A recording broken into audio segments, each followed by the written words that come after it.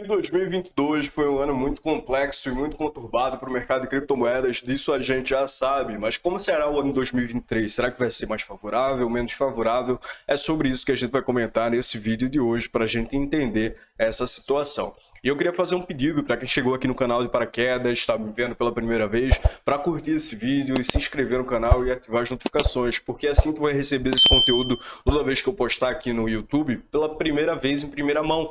Tá ligado? E também tu vai ajudar a divulgar esse conteúdo para cada vez mais pessoas. Mas já que tu já se inscreveu no canal, vamos pro conteúdo, porque eu não sou de ficar em enrolação, quem me segue aqui já sabe disso, né? Na quinta-feira passada eu tinha publicado um vídeo aqui no YouTube fazendo uma retrospectiva do cenário do mercado internacional de 2022 e falando no que isso poderia influenciar para o ano 2023. Uma das primeiras coisas que eu falei foi que 2022 deveria ter sido um ano de crescimento econômico, diversos economistas previam isso, por quê? Porque a gente estava começando a sair da crise da pandemia, né? Porque a gente teve fechamento do mercado no final de 2019, 2020, 2021 e depois de 2022 a gente esperava uma abertura no cenário internacional e aconteceu que em fevereiro o Putin invadiu a Ucrânia e toda essa tese ela foi por terra. O cenário era outro. Mas particularmente eu acredito que 2023 ele possa vir a ser o que 2022 deveria ter sido, tá ligado? Em questão de crescimento econômico de uma forma geral. Aí você pode estar se perguntando, pô, Tony, mas por que tá falando de crescimento econômico de uma forma geral se a gente quer falar de criptomoeda aqui? Porque o crescimento do planeta, o desenvolvimento das economias internacionais influenciam direto o crescimento do mercado de criptomoedas. A gente viu essa correlação se manter firme nesse último ano, 2022. Né? Foi de queda? Foi, mas a correlação existiu de fato. Então, a gente tendo um cenário mais propício para o mercado internacional em termos de crescimento, a gente pode ver, sem dúvidas, o crescimento do mercado já em 2023. E essa questão, eu puxo o primeiro tema, né? Eu vou puxar vários temas aqui, mas o primeiro tema, que é a questão da reabertura da economia chinesa, que pode puxar a economia internacional de uma forma geral.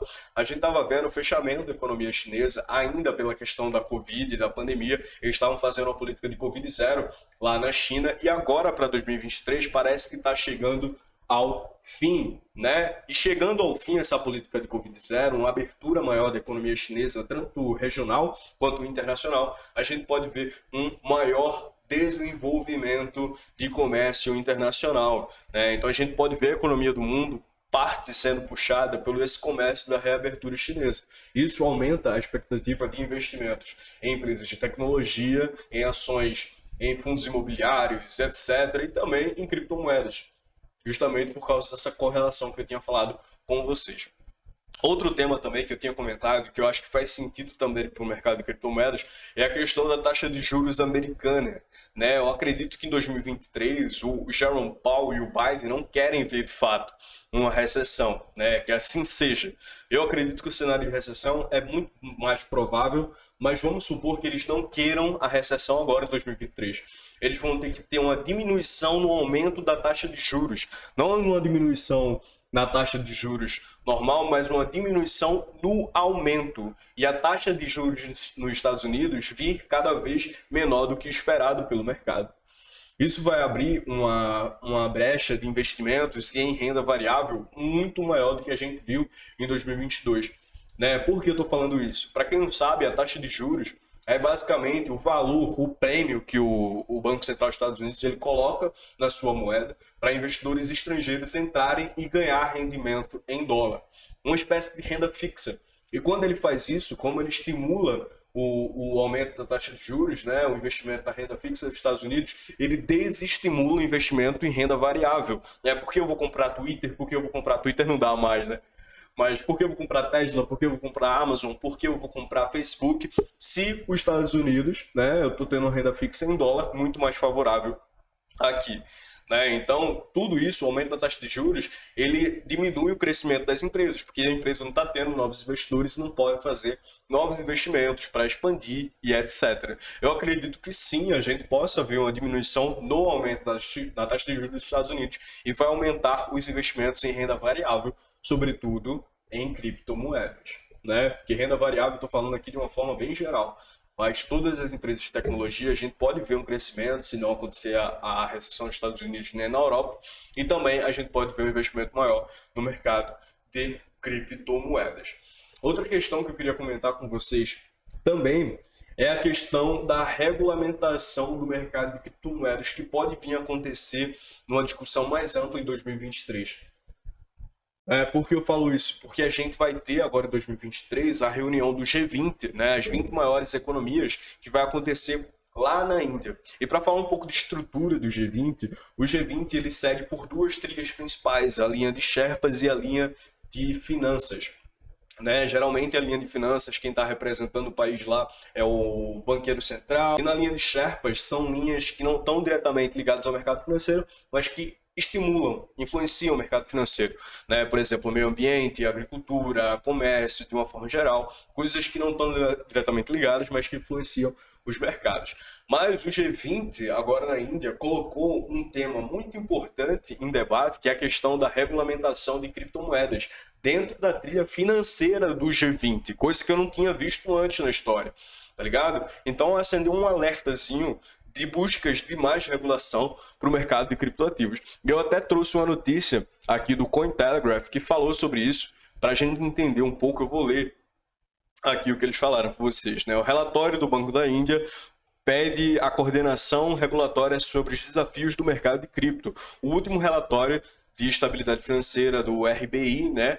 O Reserve Bank of India acentuou o negativo, né? Acentuou o negativo sobre a criptomoeda e lembra ao mundo que ainda está buscando uma ação global na regulamentação de criptomoedas. Seguindo aqui a notícia, o Reserve Bank of India novamente expressou a sua preocupação com o crescente ecossistema criptográfico e sugeriu que parte deles poderiam ser banidas em último relatório de estabilidade financeira divulgado em 29 de dezembro. O Banco Central disse que usaria sua presidência rotativa no grupo do G20 das maiores economias do mundo para pedir o desenvolvimento de uma estrutura regulatória global de criptoativos. E por que veio isso, né? O relatório foi geralmente otimista sobre as condições atuais do país, apesar de fortes eventos contrários globais, dizendo que a economia indiana e o sistema financeiro doméstico lá na Índia permanecem mais resilientes. E o tom mudou drasticamente em sua discussão sobre cripto. No entanto, ao destacar uma lista familiar de crises que atingiram o criptoverso em 2022. Ele observou a volatilidade da cripto, alta correlação com ações e sua inadequação como proteção contra a inflação, bem como questões de governança, como acentuou. E aqui, né, abre aspas, a alavancagem é um tema constante em todo o ecossistema criptográfico, tornando as falhas rápidas e as perdas enormes e repentinas. Né? A gente está vendo esse posicionamento aqui do Banco da Índia, Banco Central lá da Índia, e eu queria comentar com vocês um pouco sobre isso. Que é o seguinte, galerinha, eu entendo essa questão do Banco da Índia. Não só do Banco da Índia, como a questão que estava agora, depois do que aconteceu no FTX lá nos Estados Unidos. Eu entendo esse posicionamento deles e eu vou dizer a vocês o seguinte, essa busca por regulamentação. Obviamente tenho medo, né? Mas de certa forma, na linha de raciocínio de regulamentação, eles estão um pouco certos. Né? Porque a intenção, né, deles é proteger os pequenos investidores da volatilidade do mercado de criptomoedas. Eu acho que essa visão que está errada da questão da proteção sobre a volatilidade, porque não é só o mercado cripto que é volátil. Porque o mercado de criptomoedas é mais volátil que os outros mercados tradicionais. Eu vou dizer a vocês que não. Eu já trouxe os dados aqui do que aconteceu em 2022, que a gente teve queda em Netflix, em Twitter, antes do Elon Musk comprar, a gente teve queda em Tesla, Amazon, diversas empresas de tecnologias, PayPal, inclusive, que sofreram quedas e volatilidades muito maiores, às vezes, do que a volatilidade do próprio Bitcoin. Então, se volatilidade é um problema, não só as criptomoedas devem ser banidas, mas as ações de tecnologia também, seguindo essa analogia. Então, na minha visão, a volatilidade não é um problema, nem as criptomoedas são um problema. Mas existe um problema real por trás disso. E que as pessoas não sabem distinguir. A gente precisa separar as empresas centralizadas criminosas das criptomoedas reais, né? E a gente vê a dificuldade dos órgãos regulatórios, né, do Banco Central da Índia, por exemplo, em entender essa questão de separar uma coisa da outra, né? Não é, por exemplo, que ele falou que é por causa das crises que aconteceram no mercado, por exemplo, FTX, Celsius, né, no começo de 2022, várias empresas de criptomoeda quebrando, Mas o problema não são os criptoativos. Dá para entender?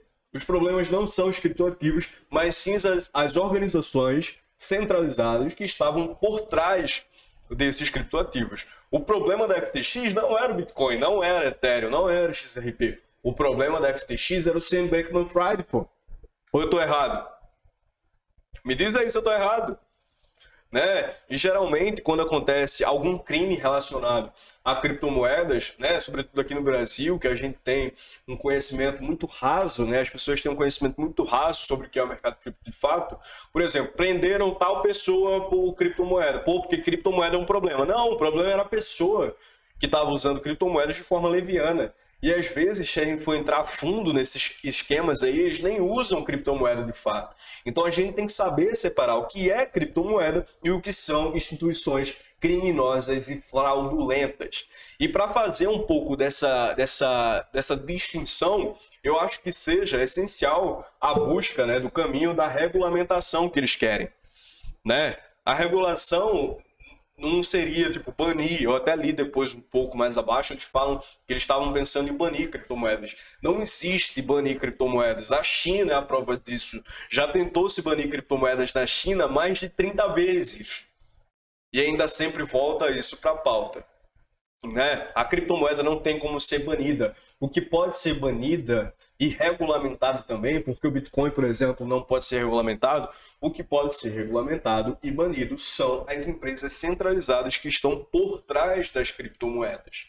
Então a regulamentação ela entra aí, nessas empresas, né? E a gente tem que ficar atento a isso. E particularmente, eu acredito que essa seja a linha mais certa, né, de regulamentar as empresas de criptomoedas. E as pessoas do mercado cripto têm uma aversão à regulamentação, mas eu vou dizer a vocês agora o porquê isso é bom para o mercado cripto. Porque ajuda, obviamente cria barreira competitiva, cria, tá ligado? Mas ajuda o mercado a se desenvolver de uma forma mais sustentável, com empresas que sejam sérias de fato e não que sejam fraudulentas. Né? Uma simples prova de reserva antes de acontecer o que aconteceu com a FTX teria prevenido aquilo que aconteceu. Né? Se a gente tivesse noção, por exemplo, dos balanços da FTX, a gente teria a prevenção do que aconteceu com a FTX. Vocês estão conseguindo me entender? Isso é bom para o mercado de criptomoedas, por quê? Porque abre um ambiente, né? Abre um ambiente aí para gente mais regulamentado, não para gente, mas para os institucionais. Né? Um ambiente mais tranquilo para eles poderem entrar. E o dinheiro, de fato, não está só no varejo, tá ligado? Não só nos investidores de varejo. O dinheiro, de fato, está nos investidores institucionais, nos fundos de pensão. Obviamente, o varejo é muito importante para o mercado, mas a grana real está nos fundos de investimento. O BlackRock, por exemplo, o JP Morgan, Citibank, entre outros. Então, a gente criando um cenário mais favorável, mais regulamentado para esse tipo de investimento, para esses fundos, a gente tem um investimento, um ganho de capital ainda maior no mercado de criptomoedas. Isso é o primeiro ponto que eu vejo que é bom a regulamentação de criptoativos.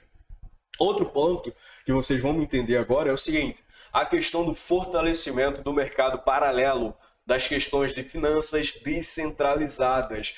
Por quê? Porque se a gente está tendo uma regulamentação dentro do mercado tradicional, dentro de criptomoedas, dentro de corretoras, obviamente vai fortalecer o sistema descentralizado, porque pessoas que não querem utilizar o sistema centralizado vão optar por desenvolver e utilizar mais aplicativos descentralizados. Então eu acredito para 2023 novas tecnologias surgindo em questão de aspecto de DeFi, NFT, metaverso, que podem potencializar ainda mais o mercado, não só em 2023, como no longo prazo, tá ligado? Então essa questão é extremamente essencial. Por isso, a gente vai ter um fortalecimento no mercado paralelo, o mercado centralizado vai estar regulamentado. E a regulamentação, galerinha, para falar uma coisa para vocês, ela vai acontecer de uma forma ou de outra. Tá? De uma forma ou de outra ela vai acontecer. O que é importante é a gente tá podendo ter esse espaço, por exemplo, aqui no YouTube, né? Esse espaço de discussão de qual regulamentação ele seria interessante para as criptomoedas, né? E para as criptomoedas eu falo mais para as empresas centralizadas. né, de criptomoedas, e não as criptomoedas em si, porque não tem como você regulamentar algo que não tem um CNPJ. Por exemplo, que é o caso do Bitcoin, né? A Ethereum ainda tem como regulamentar uma coisinha ou outra, né? Porque eles já sabem quem é o dono, já sabem onde é a sede, mas o Bitcoin não tem isso. Então fiquem tranquilos que o mercado paralelo vai ficar bem fortalecido nesse quesito. E sem dúvidas, né, voltando, isso é extremamente importante para o amadurecimento do mercado também, de uma forma geral. Então eu não vejo a regulamentação como uma coisa que seja prejudicial, mas sim benéfica, dependendo da forma que ela seja feita, obviamente, para o mercado de uma forma geral. Mas saindo desse ponto da regulamentação, o último ponto que eu acho que é interessante para os criptoativos já em 2023 é a questão do halving do Bitcoin, que vai acontecer em 2024. Né? O halving, para quem não sabe, é a corta na oferta de Bitcoins, né, pelos mineradores pela metade. Vamos supor que, por exemplo, para fazer uma analogia com o mercado tradicional, as mineradoras de ouro, elas se reúnem no fatídico dia e dizem assim, ó, agora a gente vai cortar pela metade a produção de ouro. Se ela corta pela metade a produção, a oferta de ouro para uma demanda que está estável ou uma demanda que está crescente, né, a gente tem um aumento no valor do ouro. A mesma coisa acontece com o Bitcoin, só que de cada 4 em 4 anos. Na verdade, são a cada 10 mil blocos, né, minerados, mas isso dá a cada 4 em 4 anos, tipo Copa do Mundo e eleição, tá ligado? E esse halving está previsto para acontecer em maio de 2024. E as pessoas estão falando que provavelmente o upside, né, do mercado cripto ele vai vir já em 2024, porque não sei o que, mas eu acredito que isso seja um pouco diferente. Acho que vai acontecer sim, a gente pode ver aumento do preço do Bitcoin no mercado em 2024, mas eu acredito que a gente comece a ver isso agora em 2023, sobretudo a partir do segundo semestre de 2023. Então eu acho que o primeiro e o segundo semestre de 2023 seja o melhor momento de acumular criptoativos para surfar essa onda de 2024. Sobretudo porque o mercado ele não precifica o presente. Não é na hora que vai fazer o halving que vai subir o Bitcoin. É a expectativa do halving. O mercado precifica o futuro, né? Ele está precificando o halving. Todas as pessoas que estão no mercado, elas já sabem que o halving vai acontecer. Então elas vão começar a acumular criptoativos antes do halving acontecer. Você já sabe da notícia. O halving não é nada secreto. Todo mundo já sabe, é totalmente transparente. Ou seja, se a gente começar a acumular um pouco antes, a gente pode surfar muito mais essa onda do mercado lá em 2024. Mas enfim, esse foi o vídeo de hoje. Eu espero que vocês tenham gostado. Essa é a minha visão um pouco sobre a regulamentação do mercado cripto, coisas que podem influenciar o mercado agora em 2023. E se você gostou desse conteúdo, quer ter mais acesso a conteúdo como esse, curte esse vídeo, se inscreve, ativa as notificações. Tamo junto, galerinha. É só o começo. Falou!